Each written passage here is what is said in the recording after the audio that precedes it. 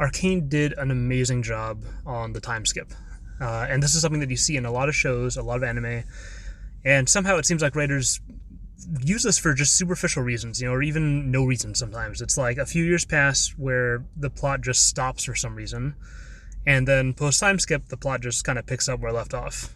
And, it's a waste, I think, and it's not really meaningful to us.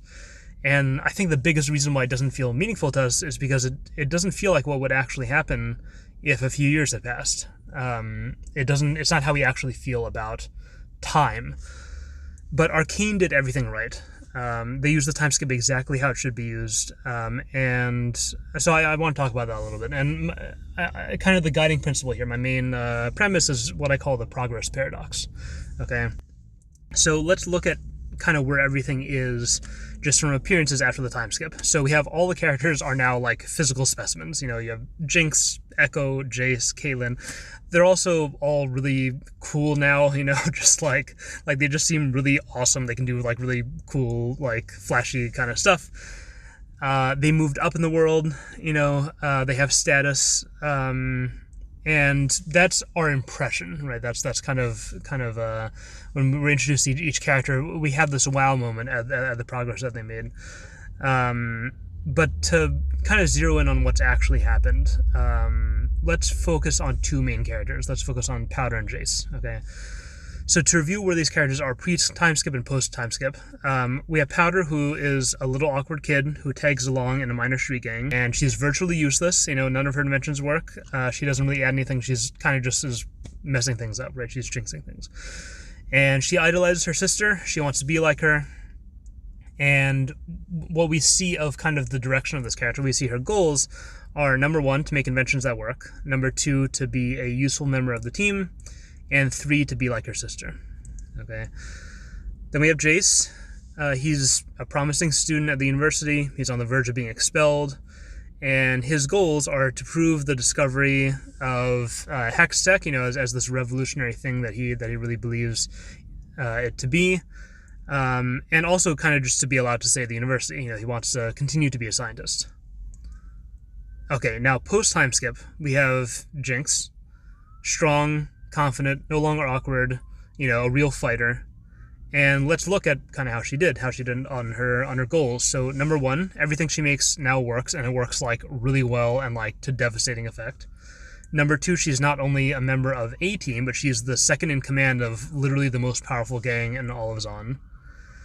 And three, she's not just a fighter, but she's probably like one of the most dangerous people in the entire city.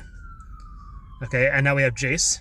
So let's look at his goals. So number one, his discovery was revolutionary, and it was, it had impact beyond his wildest dreams. And number two, not only was he not expelled, but he's now one of the most famous scientists in the entire world. And you see the same trend with the more minor characters too. You have Echo, who was a little street urchin kid, and then now he's leader of his own group. And you have Caitlyn, who is a pampered rich kid, who is now an enforcer, and she's also hot, You're hot, Cupcake. Okay, so why is the story still going on at this point, right? So character goals have all been met. Everyone has what they want. What is there left to talk about? And immediately when I ask that, then it's, I think it's pretty obvious. It's because everyone is still unhappy, right? So why are all the problems here and still so bad if all the characters fulfill their goals? And it's worse even, some of these problems are now out of control. They're torturous. They're way more complex than the characters thought they would be. And the reason why is because these characters mistook the means to achieve their goals for the goals themselves. Powder did not want to make inventions that work. She wanted to not feel so alone. And making her inventions and being included in the gang was her way to achieve that goal. Jace didn't want to invent Hextech. He wanted to help people just like he was helped when he was a kid. And he wanted to do it through his technology, right? And now, so with both characters, what do you have? You have all of Powder's inventions working, and we have her being part of the group, and she feels more abandoned than ever. And we have Jace, who is, kind of paralyzed in this, like, awful kind of no man's land of bureaucracy and morality when it comes to Hextech. And he's also just not any closer to achieving his goal of actually helping people the way he envisions. And with the more minor characters, you have Echo, who can fight, but he can't save his city, and you have Caitlin, who's this tough police officer, but she still can't really escape her sheltered upbringing. So why does this time skip feel so real? Well, I think it's pretty simple. It's because this is what actually happens when you become an adult. When you're young, there are things that you want, and things that you are absolutely sure are going to make you happy. And it's like you want to look good, you want to be good at all the things you're bad at, you want to be important. And then you grow up and you really do become good at some things. And in some cases, you become really, really good at some things. And you get a job and you rise through the ranks maybe to some kind of like really high level position. You get status. And, if you're lucky, then you also might get really hot also as you grow up.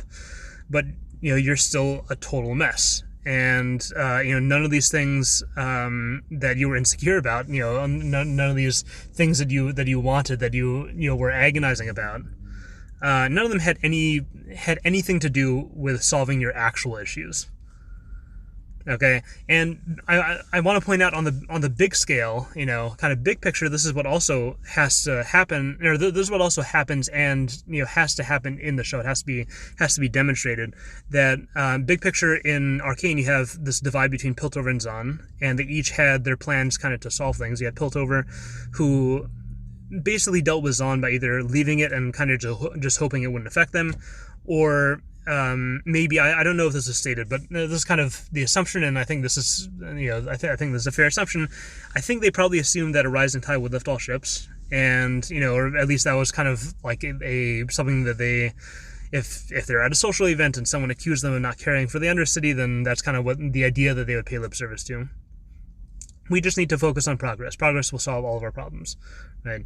So time skip. Piltover, completely ignored Zahn, and they made a ton of progress, and the problems between the two parts of the city are worse than ever. And Zahn, you could say this is either Zahn's arc or Silco's personal arc, but the same pattern is there, that Zahn, we're kind of told that Zahn is the way it is because we don't have someone ruthless in charge. So then we have the time skip. Silco is in charge, and he's ruthless, but we have the same problems. The guy who wanted to do, this big revolution, he's the one calling all the shots now, and there's still no revolution. So we see our world getting what it wants, exactly what it wants. We see the future it asked for, and it didn't solve anything. Okay, the second big element here is the contrast looking back, okay, and that's why I haven't really mentioned Vi until now. So what's up with Vi? So Vi is our Rip Van Winkle, okay, so Vi hasn't changed that much. Everything around her has changed, and, Vi did get a similar boost in the way that the rest of the cast did here. She's stronger, she looks amazing. The confidence we saw in teenage Vi is, like she's now matured into like a more adult level of confidence. So these are all quantitative boosts. Qualitatively, I think she's still very much in the same place she was before the time skip. She didn't achieve her goals. She was in jail, basically achieving nothing. And she comes out with the same goals as before. She wants to protect Powder, and she wants to help Zahn. So essentially, there is no time skip for her. So what's the deal here? Why do this? What purpose is she serving? I think it's pretty straightforward. So Vi represents the past.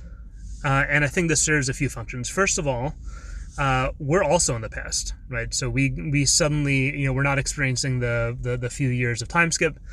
We're coming straight from the past, and we need someone on screen who's interacting with the world and who's asking the questions we want to ask, and like exploring it with us, holding our hand through it. So she does act as an audience stand-in for a little while. That's one kind of basic purpose that she solves in the beginning. The second, which is also minor, is that the world changes and it's kind of overwhelming. Like we see the problems, we see how bad everything has gotten, and we don't know how much things have changed. It's paralyzing for us. Like, we want these problems to be solved, but we don't know what to do. And then Vi comes in, and she's kind of like where we are in terms of understanding what's happened. She doesn't have much of an idea either, but we see her being confident.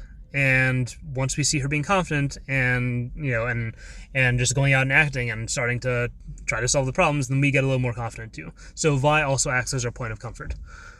Okay, but function 3 is the main one I want to talk about here. So Vi represents another solution set, and I think that's so interesting, and it was done so well. Okay, so what I mean by that, so we see all these problems, and we think, if only things could go back to the way they used to be.